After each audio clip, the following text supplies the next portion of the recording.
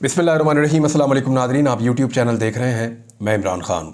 सबसे पहले जो पिछले वीलॉग में मैंने आपको ख़बर दी थी ख्वाजा सराओं के हवाले से, उसमें फाइनली जो डेवलपमेंट हुई लेट नाइट वो ये है कि पुलिस एहलकार जिन्होंने ख्वाजा सराओं के साथ ज़्यादती की और तशद्दुद किया, वो पुलिस वाले जो एहलकार हैं उनको मुअत्तल कर दिया गया। यानी यहाँ पे भी पुलिस की गलती साबित हुई। लेकिन एक चीज़ बड़ी अजीब है, अगर आपके पास ताकत है और पुलिस ने आपके साथ गलत किया तो आप जाकर थाने पे पथराव करें, पुलिस वालों को मारें, उनकी चीज़ें उठाकर बाहर फेंकें, पुलिस वालों को जलील करें, तो फिर आपसे पुलिस माफ़ी भी मांगेगी और फिर पुलिस के ख़िलाफ़ कार्रवाई भी होगी। ये हमने गुज़िश्ता चंद दिनों में देखा है और इस वाक़े को हमने अब दोबारा भी देख लिया। तो ये एक अजीब फार्मूला है पुलिस के लिए। सवाए पाकिस्तान तहरीक इंसाफ के सबको ये सहूलत हासिल है कि अगर उनके साथ ज़्यादती की जाए तो वो आगे से ज़्यादती का बदला भी ले सकते हैं और फिर कानूनी कार्रवाई भी कर सकते हैं और पुलिस के ख़िलाफ़ तादीबी कार्रवाई भी हो सकती है। पाकिस्तान तहरीक इंसाफ ने, इमरान खान साहब ने एक PTI ने, उनकी जमात ने इमरान खान साहब की जानिब से एक पेपर इशू किया है, डॉक्यूमेंट, जो पाकिस्तान तहरीक इंसाफ का ऑफिशियल डॉक्यूमेंट है और उनके सेक्रेटेरिएट से जारी हुआ है। कल ये जारी हुआ एतवार वाले दिन 5 मई को, और इसके अंदर 4 चीज़ें हैं जो उन्होंने लिखी हैं 9 मई के हवाले से, कि 9 मई को पाकिस्तान तहरीक इंसाफ क्या करने जा रही है। ये बड़ा इंपॉर्टेंट है जी, इससे पता चलेगा कि पाकिस्तान तहरीक इंसाफ 9 मई के मामले को किस तरीके से टैकल करेगी। 4 चीज़ें जी जो 9 मई को इमरान खान साहब की जानिब से अहकाम जारी किए गए हैं पार्टी लीडरशिप को, और उनको जो एडवाइस किया गया है कि 9 मई 2024 को कौन सी एक्टिविटीज़ करनी है। पहली एक्टिविटी जो इमरान खान साहब ने हुक्म दिया अपनी पार्टी को वो ये है कि रैलियां निकाली जाएंगी हर सूबाई हलके की सतह के ऊपर। ये 9 मई को होगा। 9 मई चंद हवालों से पाकिस्तान के अंदर बड़ा मकबूल दिन है। गुज़िश्ता 1 साल से आपने सोशल मीडिया पे या पाकिस्तान के मीडिया पे सबसे ज़्यादा जिस दिन की बाज़गश्त सुनी, अभी तो 8 फरवरी का लोग ज़्यादा जिक्र करते हैं, लेकिन पहले 9 मई का जिक्र था। 9 मई को इमरान खान साहब को गिरफ़्तार किया गया था इस्लामाबाद हाई कोर्ट से, और उस गिरफ्तारी को बाद में कालअदम करार दिया गया और गलत गिरफ्तारी करार दिया गया सुप्रीम कोर्ट ऑफ पाकिस्तान से। 9 मई को कारकुनों ने बहुत बड़े पैमाने पर एहतजाज किया। कुछ कारकुन एहतजाज करते हुए जो है वो फ़ौजी तनसीबात के नज़दीक चले गए, उन इमारतों के नज़दीक चले गए जहाँ पे कैंट एरियाज़ हैं, और वहाँ पे कुछ पथराव हुआ और कुछ ऐसे वाक़यात हुए जो नहीं होने चाहिए थे। तहरीक इंसाफ का ये कहना है कि CCTV फुटेजेस गायब की गई हैं और ये एक फॉल्स फ्लैग ऑपरेशन बनाकर हमारी पार्टी को फिक्स किया गया है। जबकि दूसरी जानिब से ये कहा जाता है, दूसरी जानिब बोले तो एस्टेब्लिशमेंट की जानिब से ये कहा जाता है कि ये पाकिस्तान तहरीक इंसाफ ने किया है और उनको इसके ऊपर माफ़ी मांगनी पड़ेगी। ये दोनों तरफ का एक मौक़िफ़ है। PTI ये कहती है कि जी हमने कुछ नहीं किया, हमारे ऊपर ब्लेम किया गया है, डाला गया है मनसूबाबंदी के तहत, जबकि एस्टेब्लिशमेंट और PDM की जमातें ये कहती हैं नहीं जी ये पाकिस्तान तहरीक इंसाफ ने प्लानिंग के साथ, मनसूबाबंदी के साथ किया है। अभी तक जो केसेस चले हैं उसमें कुछ केसेस तो ऐसे भोंडे अंदाज में रियासत ने चलाए कि 9 मई का अगर कोई मामला था भी तो उसको गलत डीलिंग के साथ ख़राब कर दिया। यानी यास्मीन राशिद साहिबा, या आप देखें सनम जावेद को, आलिया हमज़ा को, दीगर ख़वातीन को, या पाकिस्तान तहरीक इंसाफ के लीडर्स को, तो उनको इतने ज़्यादा मुकदमात में फंसाया गया और एक में छूटते थे, दूसरा, तीसरा, चौथा, 5वां, वो इस तरीके से मैनेज किया गया कि 9 मई का दिन अगर 200-400 घंटों पर भी मुश्तमिल होता तो इतनी कार्रवाइयाँ एक औरत नहीं डाल सकती थी जितनी उसने वो चंद घंटों के अंदर डाल दी। तो इस तरह जो मुकदमात हैं उनको भी मशकूक बना दिया गया। तो अब ये तो दोनों तरफ का मौक़िफ़ है 9 मई को लेकर, और इस पर अब कुछ लोग जैसे फजलुर रहमान साहब हैं, जैसे जमात इस्लामी है, जैसे कुछ और जमातें हैं, इवन जो PMLN के अपने लोग हैं, वो भी अब आहिस्ता आहिस्ता 9 मई के ऊपर शक्कू को शुबहात उठाना शुरू हो गए हैं, और वो ये कहते हैं जी कि सारा मौक़िफ़ तो पाकिस्तान तहरीक इंसाफ का गलत नहीं है। और कुछ लोग कहते हैं कि इसके लिए जो रिस्पॉन्सिबल है वो IG पंजाब और मोहसिन नकवी, इन 2 लोगों का भी नाम लेते हैं, ज़्यादातर पाकिस्तान तहरीक इंसाफ के लोग। बहरहाल ये तो इंक्वायरी चल रही है, मामला अभी अदालतों के अंदर है, अदालतें इसका फैसला करेंगी, वो हम देख लेंगे, जब आएंगे तो आपको रिपोर्ट भी करेंगे। तो 4 चीज़ें इमरान खान साहब ने अपनी पार्टी को कही। पहली चीज़ ये कही कि रैलियाँ निकालें हर सूबाई असम्बली के हल्के में पूरे पाकिस्तान में, और जितने भी उम्मीदवार थे सूबाई असम्बली के हवाले से या कौमी असम्बली के हवाले से वो वहाँ पर एहतजाज में शिरकत करेंगे। जितने टिकट होल्डर से वो भी शिरकत करेंगे, और जितने पार्टी ओहदेदारान और कारकुनान हैं वो भी इसके अंदर शिरकत करेंगे। दूसरी जो चीज़ इमरान खान साहब ने एडवाइस की है कि पार्टी को ये करना चाहिए 9 मई को, वो ये है कि तहरीक इंसाफ के झंडे इमारतों के ऊपर लगाए जाएंगे। लोग अपने घरों पर, इमारतों पर, प्लाजों पर, जहां जहां उनको मौका मिलेगा वो पाकिस्तान तहरीक इंसाफ के झंडे 9 मई को लगाएंगे। नंबर 3 जो इमरान खान साहब ने कहा कि इमरान खान साहब की जो तस्वीर है वो उठाई जाएंगी एहतजाज के दौरान और मुख्तलिफ जगहों पे लगाई जाएंगी, और ये जो तस्वीर है इनमें कैदी नंबर 804 लिखा जाएगा, यानी कैदी नंबर 804 लिखा जाएगा इमरान खान साहब की बजाय, और उनकी तस्वीर को और उनके पोस्टर्स को आवेजा भी किया जाएगा और एहतजाज में अपने साथ शामिल भी किया जाएगा।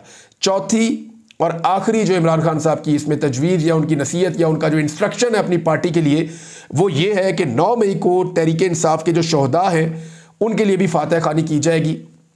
कुछ लोग जो हैं वो 9 मई के दिन इस तरह के वाक़यात में दौरान एहतजाज गोली चलने से वो जाम हक हो गए थे, और उनके लिए जो 9 मई के शोहदा हैं पाकिस्तान तहरीक इंसाफ के बकौल उनके लिए फातह खानी की जाएगी। ये भी इमरान खान साहब की इंस्ट्रक्शन है।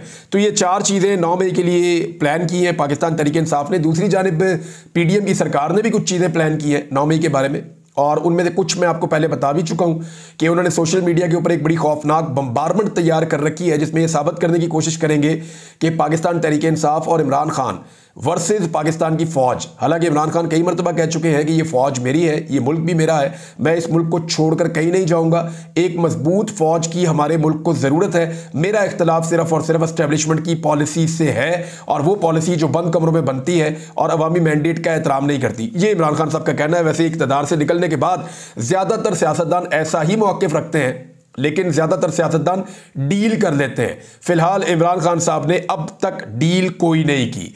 PMLN ने पाकिस्तान पीपल्स पार्टी को दावत दी है कि वो आए और उनके साथ बैठें और बैठकर जो है बजट की तैयारी के अंदर उनके साथ मदद करें और उनका हाथ बटाएं।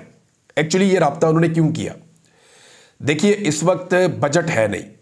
बजट मीन्स ये है कि पाकिस्तान के पास पैसा नहीं है, तनख्वाहें देने के लिए पैसा उधार लिया जा रहा है, जो कर्जा उधार लिया गया है उस कर्जे को उतारने के लिए जो उसके ऊपर सूद है उस सूद की अदायगी के लिए भी कर्जा लिया जा रहा है। इतनी बुरी सूरत हाल पाकिस्तान में कभी नहीं थी। जो PDM सरकार ने या शहबाज स्पीड ने पाकिस्तान को इंतहाई रफ्तार के साथ इस तबाही तक पहुंचाया है। अब मामला यह है कि इनके पास अवाम को देने के लिए कोई ऐसा काबिल ज़िक्र रिलीफ नहीं है जिससे अवाम ये कहे कि इस बजट के बाद उनको सुकून आया, बल्कि ये बजट जो है ये एक अजीबोगरीब गोरखधंधा होगा और इसके अंदर किसी को कुछ समझ नहीं आएगी। लेकिन जो एक्सपर्ट्स हैं वो ये कह रहे हैं कि आने वाले दिनों में अवाम के ऊपर महंगाई का बोझ मज़ीद पड़ेगा। बिजली, गैस और पेट्रोलियम मसनूआत मज़ीद महंगी हो सकती हैं। पेट्रोल कुछ सस्ता किया जाएगा लेकिन फ्यूचर में और महंगा हो जाएगा। IMF का जो नया मुआहदा है जिसके लिए भी मुज़ाकरात शुरू हो रहे हैं उसकी शराइत पहले से बहुत ज़्यादा सख्त होंगी। ये जनाब एक्सपर्ट्स कह रहे हैं। अब देखना यह है कि बजट के अंदर हुकूमत दे तो सकती कुछ नहीं है, तो वो ये चाह रहे हैं कि इस बजट का मलबा PMLN अकेली अपने सर पे क्यों उठाए। यानी नून लीग अकेली अगर इस बजट का मलबा अपने सर पर उठाएगी तो सारी बदनामी और सारा रुला उनके सर पे पड़ जाएगा। उनकी मकबूलियत जो है वो मुतासर हो जाएगी। मकबूलियत तो है नहीं, उनकी गैर मकबूलियत में मज़ीद इजाफा हो जाएगा, उनकी बदनामी में मज़ीद इजाफा हो जाएगा। तो इन चीज़ों में वो चाहते हैं कि उनका कोई शराकतदार बन जाए। PMLN ये चाहती है, नवाज शरीफ ये चाहते हैं, शहबाज शरीफ, कि हमें अकेलों को गालियां ना पड़े। अवाम बद्दुआएं अगर दे तो हमें अकेलों को ना दे, बल्कि अवाम अपनी बद्दुआओं में और अपनी गालियों में साथ साथ याद रखे पाकिस्तान पीपल्स पार्टी को भी और वो जमातें जिनके साथ मिलकर हम इक़्तिदार में आए हैं, और उन तमाम जमातों को जिन्होंने मिलकर अवामी मैंडेट के ऊपर शब खून मारा है और मैंडेट चोरी करके इक़्तिदार पे काबिज हुए हैं। लिहाजा उन्होंने पीपल्स पार्टी को फिर दावत दे दी है और उन्हें कह रहे हैं जी आए मिलकर बजट की तैयारी में हमारा साथ दें, ताकि जब अवाम जो है वो बदमज़ा हो तो अवाम हम सबको लताड़े, ना कि सिर्फ खाली PMLN को। नादरीन, गंदम के हवाले से एक के बाद एक खबर आ रही है, और अब नई खबर के मुताबिक शहबाज शरीफ साहब के दौरे हुकूमत में जब वो वज़ीर आज़म पाकिस्तान बने अब, तो उसमें खबर ये आ रही है कि शहबाज शरीफ साहब के दौरे हुकूमत में जो गंदम इंपोर्ट की गई है, यानी मार्च 2024 में 57 अरब 19 करोड़ 20 लाख रुपए की गंदम दरामद की गई है, बाहर से मंगवाई गई है, और ये शहबाज शरीफ के दौर में मंगवाई गई है, जबकि वाफर गंदम पहले ही हमारे पास स्टॉक में पड़ी हुई थी। इदारा शुमारियात ने कहा है कि इस साल मार्च तक गंदम दरामद का सिलसिला जारी रहा। मार्च 2024 में 57 अरब 19 करोड़ 20 लाख रुपए की गंदम दरामद की गई। अच्छा, उस वक्त जो है वो शहबाज शरीफ नेशनल फूड सिक्योरिटी के बतौर इंचार्ज वजीर होते हुए गंदम दरामद किए जाने का इंकशाफ हुआ। यानी शहबाज शरीफ साहब खुद नेशनल फूड सिक्योरिटी के इंचार्ज थे जिस वक्त गंदम दरामद की गई है।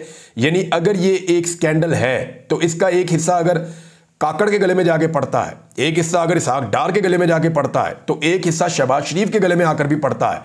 अब इसमें नजम सेठी ने बड़ी मजे की बात की और बात ठीक है, बात समझ भी आती है। नजम सेठी ने कहा कि ये ज़रूर होगा कि इंक्वायरी हो गई, ये सवाल उठा दिया, वो जवाब दे दिया, लेकिन किसी के खिलाफ भी कोई भी कार्रवाई नहीं होगी। उसकी वजह यह है कि ये तमाम चुने हुए लोग हैं और इनके खिलाफ कार्रवाई नहीं होनी, क्योंकि एस्टेब्लिशमेंट इस वक्त इन लोगों को खुशो खुरम देखना चाहती है और इक़्तिदार में देखना चाहती है। ये मजबूरी बने हुए। मिसाल के तौर पे शहबाज शरीफ को आप लें तो ऐसा वज़ीर आज़म नहीं मिल सकता जो हर बात में यस बॉस करे। तो शहबाज शरीफ को इस वक्त किसी मामले के अंदर उलझाया नहीं जा सकता। मोहसिन नकवी, वो आप पहले ही जानते हैं कि वो बहुत काम के आदमी हैं, बड़े काबिल आदमी हैं, उनके बगैर गुजारा नहीं है, निज़ाम चल नहीं सकता, तो उनके खाते भी नहीं चीज़ें डल सकती। और काकड़ साहब जो हैं वो भी बड़े काबिल भरोसा आदमी है, इसीलिए उनको निगरान वज़ीर आज़म बनाया गया था। तो उनके ऊपर भी अगर कोई चीज़ अगर की जाती है तो फिर निज़ाम के ऊपर उंगलियां उठेंगी, तो वो भी मुनासिब नहीं होगा। तो इस वक्त इसहाक डार जो हैं वो नवाज शरीफ साहब की नाक का बाल है। अगर इसहाक डार को छेड़ेंगे तो नवाज शरीफ गले पड़ जाएंगे और वो निकल के एक अपना प्रोटेस्ट शुरू कर देंगे, एहतजाज शुरू कर देंगे। तो इन सारी सूरतों के अंदर याद रखिएगा कि इन लोगों का कुछ भी नहीं होगा। होगा किसका? किसान का बुरा होगा। किसान जिसने 10 मई से जो है वो एहतजाज का ऐलान कर रखा है और वो ये कह रहे हैं कि हम मुल्तान वाली साइड से अपने एहतजाज का आगाज़ करेंगे और भरपूर एहतजाज करेंगे कि पंजाब में किसान की कमर तोड़ दी गई है। शाहिद खकान अब्बासी साहब ने इसमें एक स्टेटमेंट दिया है और ये बड़ा इंपॉर्टेंट स्टेटमेंट है। शाहिद खकान अब्बासी ने इल्ज़ाम लगाया कि इस वक्त जो पंजाब है वहां पे बारदाना पे फी बैग 500 रुपए रिश्वत ली जा रही है। बारदाना कहते हैं उस बोरी को जिसके अंदर गंदम डालते हैं और सरकार को बेचते हैं। यानी वो आपको मिलेगा तो उसके अंदर आप गंदम पैक करेंगे और फिर सरकार को आप बेचेंगे। अब वो जो एक बोरी है बारदाना की, उसके ऊपर 500 रुपए रिश्वत ली जा रही है। ये जो आटा कुछ सस्ता हुआ है इसका क्रेडिट पंजाब हुकूमत को नहीं, किसानों को जाता है, क्योंकि इनसे हुकूमत ने 3900 का वादा किया था, लेकिन आज किसान अपनी गंदम 3200 से 3000 रुपए में बेचने पे मजबूर है। हुकूमत ने किसान को तबाह कर दिया है। ये बात कही है शाहिद खकान अब्बासी ने। एक और जो खबर आई है वो बड़ी परेशान करने वाली खबर है और उसमें यह क्लेम किया गया है एक्सप्रेस न्यूज़ की जानिब से कि 13 लाख टन गंदम ऐसी है जो कीड़ों वाली है जिसको दरामद किया गया है।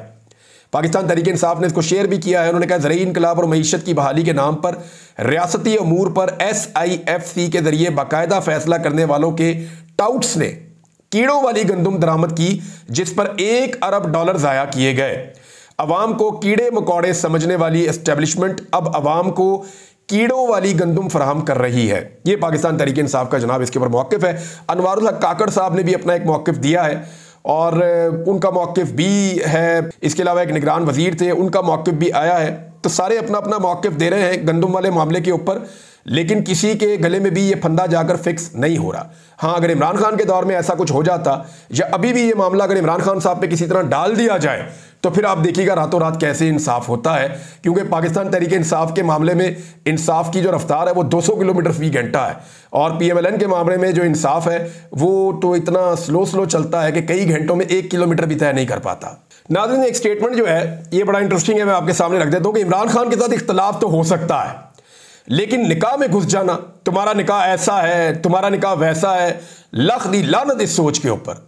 ये बात की है जी महमूद खान अचकज़ई साहब ने और उन्होंने कहा कि ये गलत है और इसकी तवक्को तो नहीं की जा रही थी। वैसे ये जो मामला ना निकाह वाला, मैं जिन लोगों से भी मिला हूँ ख़ास तौर पे ख़वातीन से, उन सब ने ये कहा कि जो निकाह वाला केस इमरान खान पे बनाया गया उसके बाद तो हमने ज़िद में निकल कर वोट डाला है।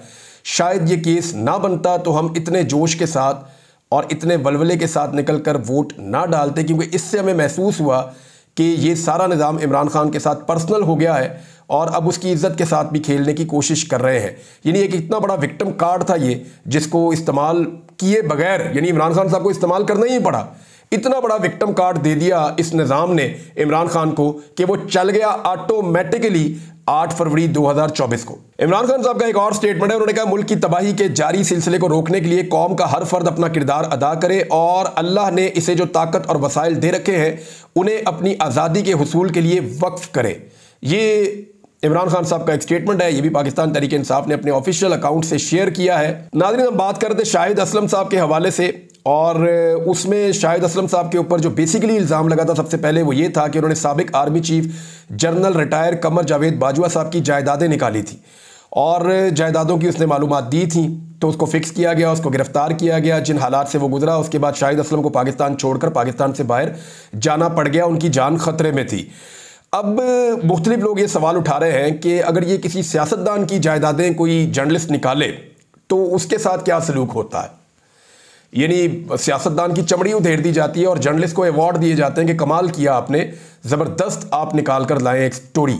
लेकिन यहाँ पे इंसाफ नहीं हुआ, बल्कि उल्टा उस सहाफ़ी को जो है वो निशाने इबरत बनाया गया। वो बेचारा पाकिस्तान छोड़ के पाकिस्तान से बाहर चला गया है और अब वो अपनी जान के खतरे से पाकिस्तान फ़िलहाल आने के काबिल नहीं है। उम्मीद ही की जा सकती है कि तमाम सहाफ़ी जो पाकिस्तान छोड़कर बाहर गए गुज़िश्ता चंद सालों में, वो पाकिस्तान वापस आ सकेंगे। इसमें एक और इन्फॉर्मेशन है, मुझे 4 मुख्तलिफ सहाफ़ियों ने बताया कि उनके साथ जनरल बाजवा ने रब्ता किया और जनरल रिटायर कमर जावेद बाजवा ने उन सब के साथ तकरीबन एक जैसी बातें की हैं। ये मैं 4 मुख्तलिफ सहाफ़ियों का आपको जिक्र कर रहा हूँ जिनसे जनरल रिटायर कमर जावेद बाजवा ने रब्ता किया, और रब्ता करने का तरीक़ाकार भी एक ही था, फिर दूसरी लाइन पे लाने का तरीक़ाकार भी एक ही था, सबके साथ बातें भी एक ही तरह की हैं, कस्में भी एक ही तरह की खाई हैं। कभी इसके ऊपर बात करेंगे, लेकिन ये नौबत क्यों आ रही है और ये हालात पैदा नहीं होने चाहिए थे। जनरल बाजवा अब लोगों को टेलीफोन करके उनको हक़ाइक़ बताना चाह रहे हैं, और फिर भी लोग उसके अंदर, जब भी यानी 4 सहाफ़ियों ने मेरे साथ बात की तो मैंने कहा जी उन्होंने आपको जो बताया क्या आपको उसके ऊपर यकीन है, तो उन सब का ये जवाब था कि नहीं। अब तक इतना ही, अपना ख्याल रखिएगा, अपने इस चैनल का भी। अल्लाह हाफ़िज़।